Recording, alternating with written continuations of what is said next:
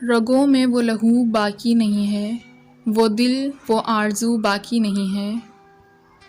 نماز و روزہ و قربانی و حج یہ سب باقی ہیں، تو باقی نہیں ہے۔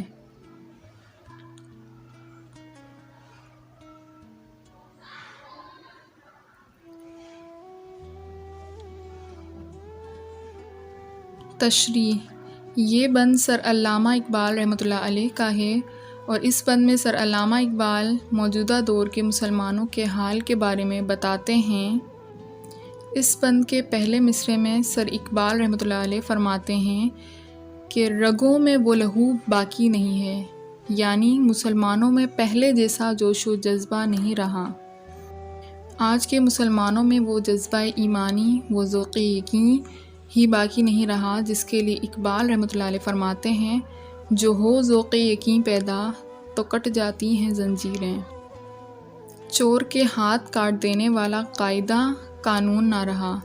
مسلمانوں کا کام تو باطل سے لڑنا تھا، لیکن آج اکثریت مسلمانوں کی ایک دوسرے سے لڑنے میں مشغول ہے۔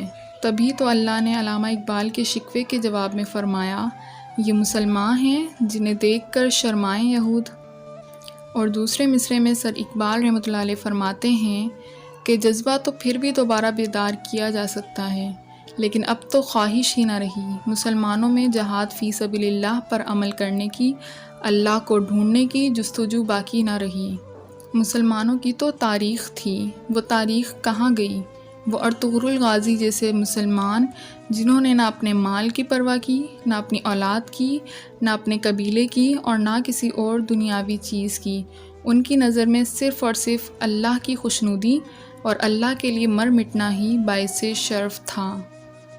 اور پھر اس بند کے آخری شعر میں سر اقبال رحمۃ اللہ علیہ فرماتے ہیں کہ ہم نماز تو پڑھتے ہیں، لیکن ہمیں نماز کی اہمیت نہیں معلوم کہ آخر نماز ہے کیا، نماز سے ہمیں کیا ملتا ہے، نماز میں کیے گئے سجدے سے ہمیں کیا ملتا ہے۔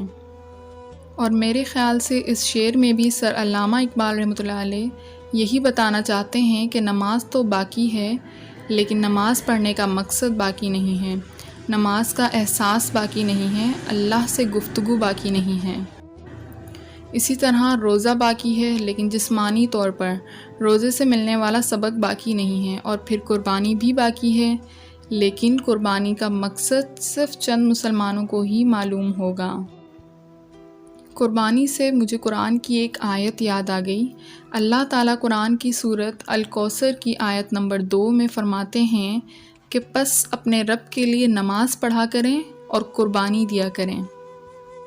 آپ اگر اس آیت پر غور کریں تو آپ کو پتہ چلے گا کہ نماز اور قربانی دونوں رب اللہ کے لیے ہے۔ ہمارا مقصد صرف اور صرف اللہ کی خوشنودی ہونی چاہیے، اور ہمارا اصل مقصد اور اصل کام صرف اللہ کو ڈھونڈنا اور اس سے محبت کرنا ہے۔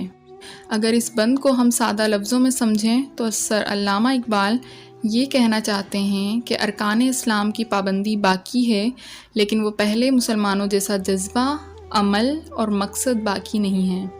وہ عمل جس کا مقصد صرف اور صرف اللہ کو راضی کرنا تھا اور اللہ کی بنائی ہوئی قدرت کو دیکھ کر اللہ سے عشق کرنا تھا، وہ باقی نہیں ہے۔